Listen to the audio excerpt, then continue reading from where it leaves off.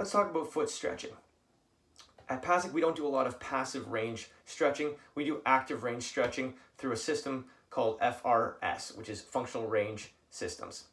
What we're trying to do is put in strength at end ranges, because that's where we mostly get injured, and it's also where we can send the most messaging for the body to heal and strengthen.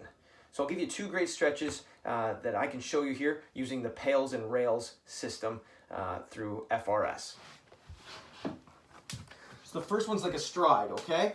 So what you're gonna see here is the foot's gonna be back. So this is the foot that we're actually trying to stretch, okay? So it's kind of like a calf stretch here, but I'm actually pushing my toes into the floor and my foot into the floor at my end range. So I'm going as far as I can. Now if I feel pain, I'm gonna go a little bit off of that, and then I'm gonna push down. So people with plantar fasciitis, Achilles tendonitis, or even lateral foot pain. So I'm pushing downwards into the floor. I'm gonna hold that there for 1 minute. Then I'm going to use my regressive angle, so the regressive angle, to bring my toes up and my shin towards my toes as well. So there'd be tension in through my shin bone and the front part of my foot here.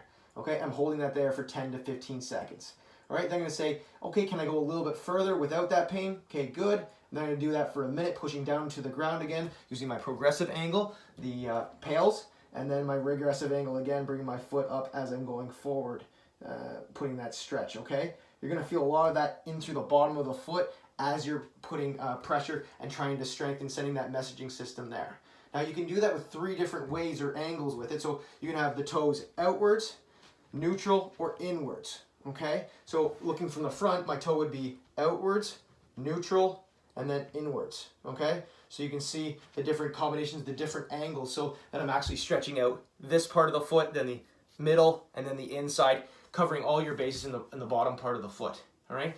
The other one we can do here is basically sitting on our toes, all right, on our heels, and our toes are kind of flexed forward, right? I push my toes into the ground, almost like I'm trying to lift up there. So my toes go into the ground. I'm gonna feel pressure in the back part of that plantar fascia. So I'm pushing downwards, all right? I hold that there for a minute, and then I'm trying to bring my toes upwards towards the inside part of my instep there. So I'm lifting it up. And you might not see any movement, or you might not be able to do it. It's the intention, it's the contraction of those muscles in the front and the shin bone that are coming together, that you're feeling that, to send the messaging saying, I wanna do more range here and I wanna be strong during these ranges. So you're doing that. And once again, we're looking for pain-free tension here. So if you can't do this stretch because it's too much, then stick to the calf stretch that we kind of showed earlier there.